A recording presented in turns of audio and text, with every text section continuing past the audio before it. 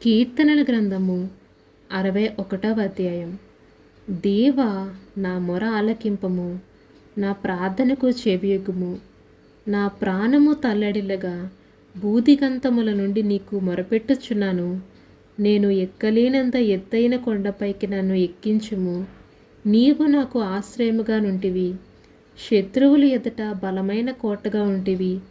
యుగయుగములు నేను నీ గుడారములో నివసించెదను, నీ రెక్కల చాటున దాగుకొందును.